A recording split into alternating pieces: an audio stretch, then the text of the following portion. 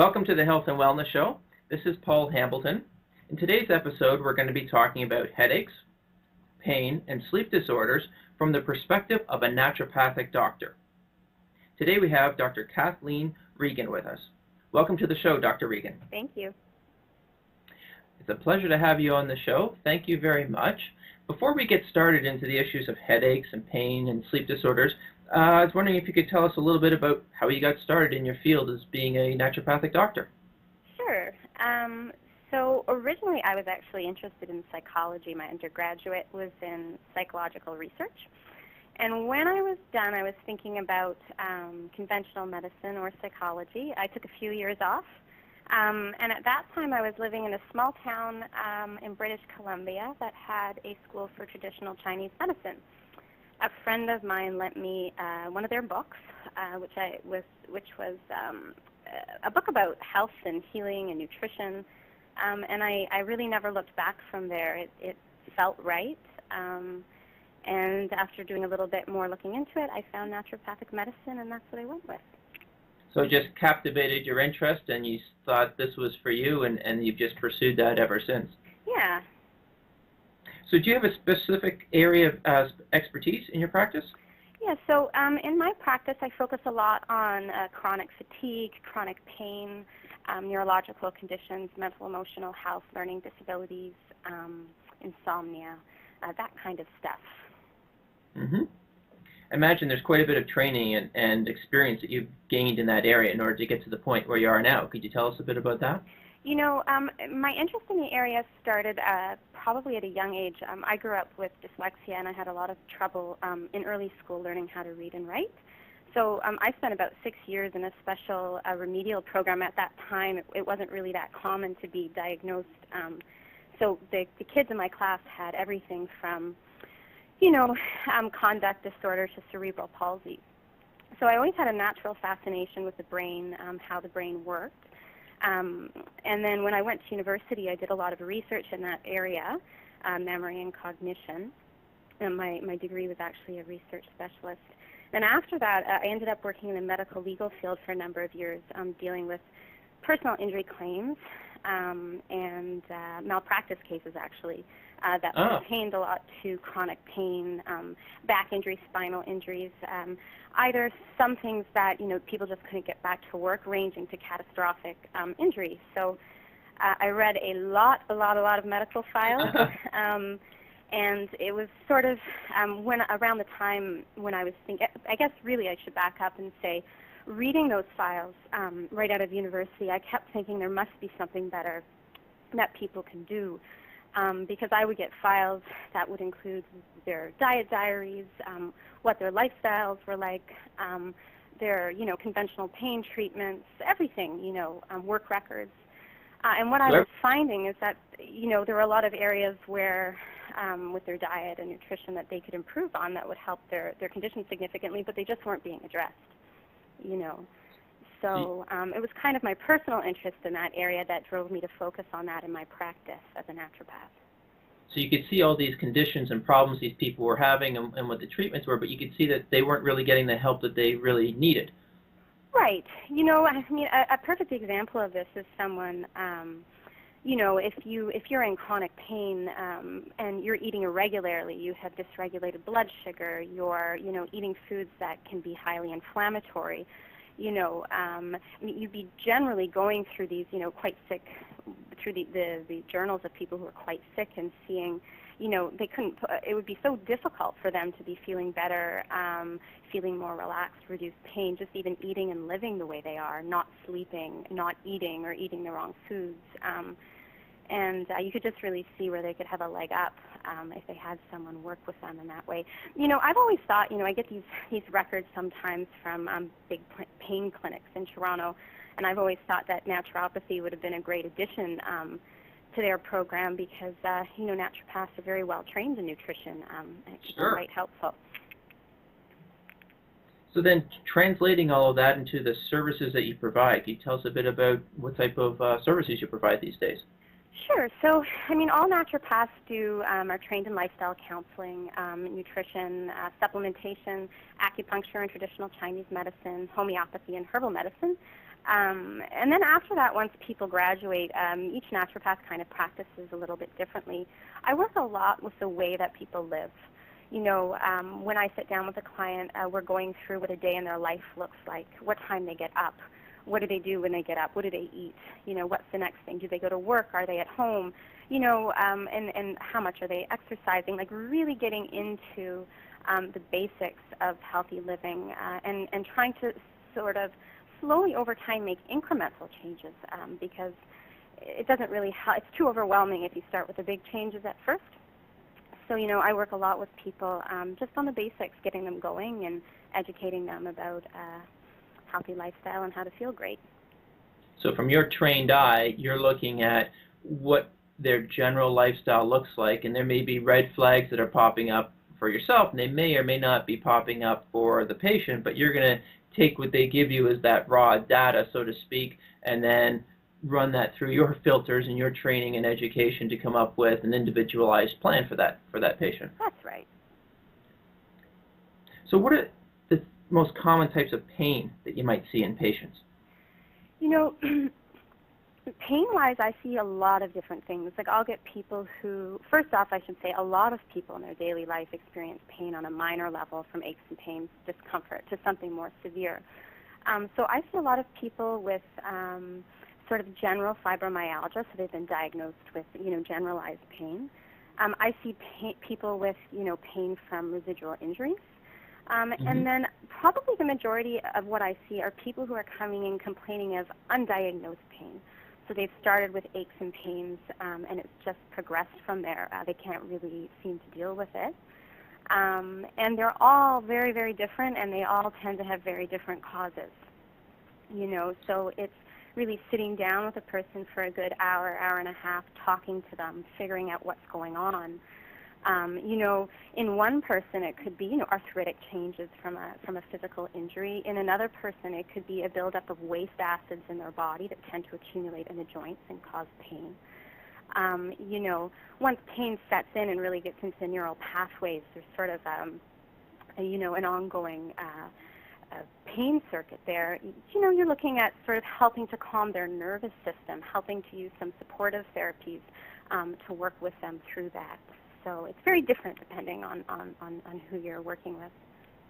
And you brought up an interesting term, undiagnosed pain. I imagine a number of patients, you know, have been living for a long period of time, whether or not it's months or years, with a pain, and they don't really know what the source of it is. So it sounds like what you get to is the point where you're really looking to uncover all the potential causes of that to try and get to the root cause of it. You know, that's right, and that's kind of the nice thing about naturopathy. You're not treating a person's illness or disease. You're not treating the pain per se, or the broken arm per se, or the diabetes per se. You're looking at the person as a whole, you know, asking them questions about every different system in their body, from their, you know, musculoskeletal system to their lung and cardiac health, and really trying to see where the pattern is with someone, trying to increase their wellness, their sense of energy, their, you know, their general health. And in doing so, that's when we really see a lot of their illnesses or pathologies get better. Mm-hmm.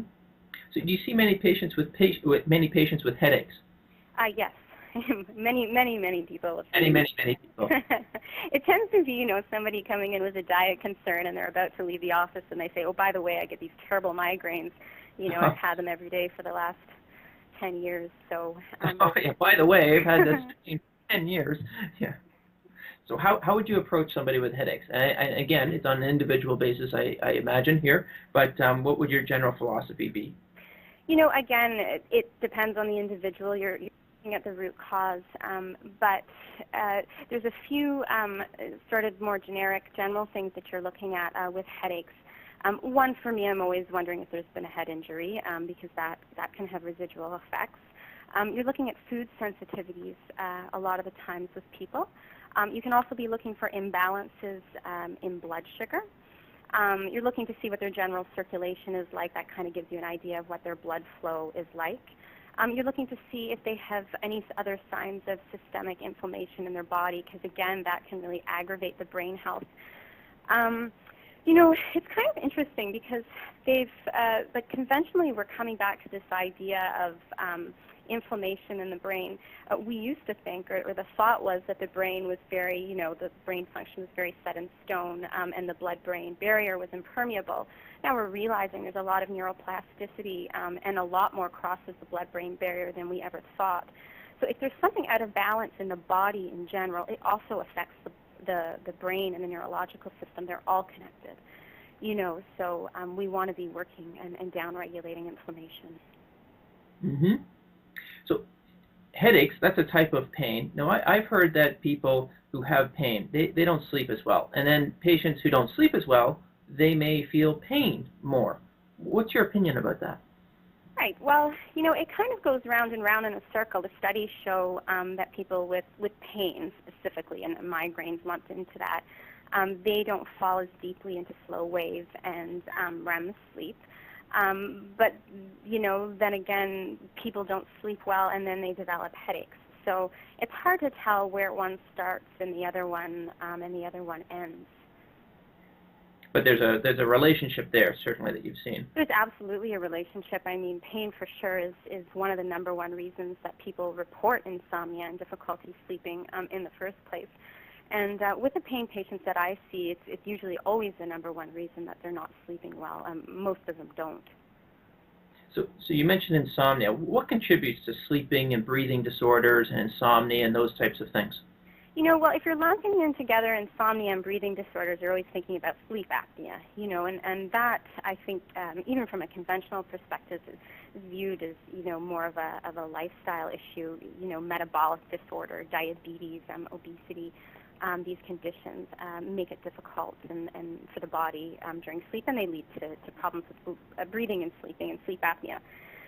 So the conventional treatments are, the CPAP machines and all of that kind of good stuff that comes out of sleep studies, and they tend to help people. From a naturopathic perspective, it's working with people to, reduce their weight, to work with the metabolic syndrome, help to regulate blood sugar, and that sort of a thing. With a strict pain, like with a pain patient, though, who isn't suffering from any of those conditions, the key really is in working with the pain, and the sleep tends to improve, along with that.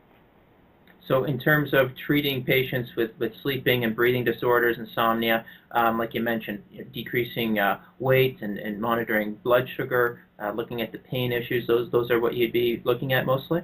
Yeah, and then, along the way you can be working with people with various supplements and herbs that will help increase sleep naturally. The thing is, like any medicine that you take, sometimes when you withdraw it, they go back to where they were. So you're trying to use those as aids to help them sleep as you're working with their pain through other means, so it sort of all comes together at the end.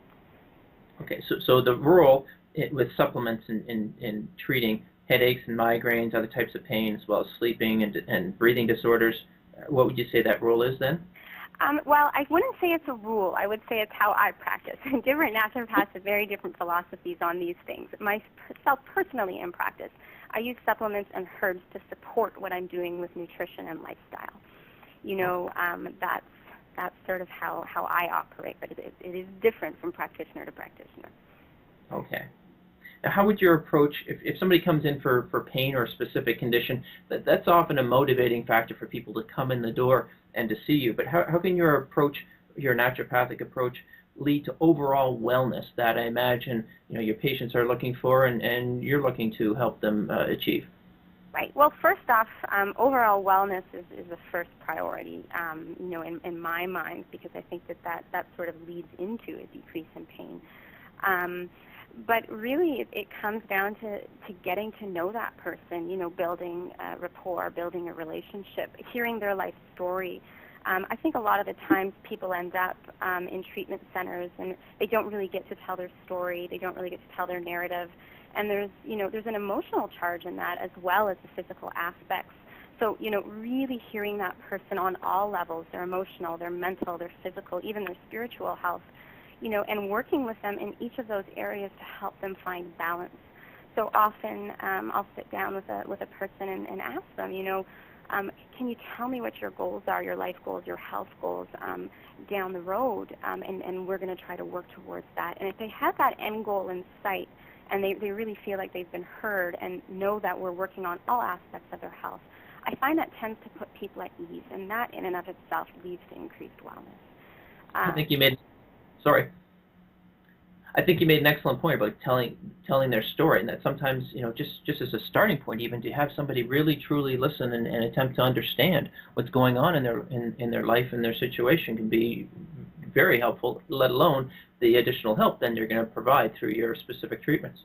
That's right. I mean, I think that there's a wealth of research on this topic, and I think a lot of people would say sometimes even just talking to somebody about their medical condition, whatever it is, makes them feel better. A lot of times after a first or a second visit, patients feel a little bit better walking out just because they've actually had the chance to talk and be listened to. It's very important. So now, if somebody did have, headaches or any type of pain or sleeping disorders, from your perspective, what might be a few tips that you could, provide people with? The first thing I always, and this is maybe outside of specific medical naturopathic points, is, for that person to really sit down and take a look at what their pattern is. And that may include mapping out their diet, that may include mapping out their sleep patterns, that may include, mapping out when they were out having a couple drinks or exercising, and then on that chart, when they're experiencing headaches or pain at greater intensity, or if it's constant, just to mark it down, because bringing awareness to your symptoms is probably the first step towards healing them. People find out, that their headaches occur before their menstrual cycle, so we have a hormonal issue regarding their headaches, or they're happening after their exercise. We have a dehydration component, and sometimes they can figure that all out on their own. So that would be my main tip. So just to take personal note of what's happening and when in your life and how it might possibly relate to the events that were going on in their life at the time. That's right. Track what you're doing. And that's one of the first things I have patients do when after their first visit. Their homework is to go home and really start paying attention to their bodies and getting to know what's happening and when it's happening. Because if we find out that your headaches are caused by dehydration, well, there's a simple solution to that problem. Right. So if somebody's looking to visit a naturopathic doctor such as yourself, any ideas of what tips and ideas what they should be looking for? Regulation is changing in Ontario right now, but all naturopathic doctors who have their ND designation have a very similar training no matter what school they're going to. So, you're getting the same level of training with that designation. I always think getting a recommendation based on a referral is the nicest way to go if you know someone who's been happy with their naturopath. Then otherwise you can go on the CAND website, which is the Canadian Association for Naturopathic Doctors, and just look for one in your area based on your postal code. Okay. Now if listeners do want to get in touch with you, what's the best way they can do that? Well, they can call Melissa at our clinic, or they can visit our website at innatewellness.ca. Okay, so could you provide the phone number if you wish? Sure. It is 416-760-9424. Great. And the spelling of your website for people to make it easy for them? INNATEWELLNESS.ca. So Innate Wellness with two N's.ca. Yes. Great. Dr. Regan, I'd like to thank you very much for being on the show today and sharing your expertise with us. Okay, thank you so much for your time. Thank you. Bye-bye. Bye.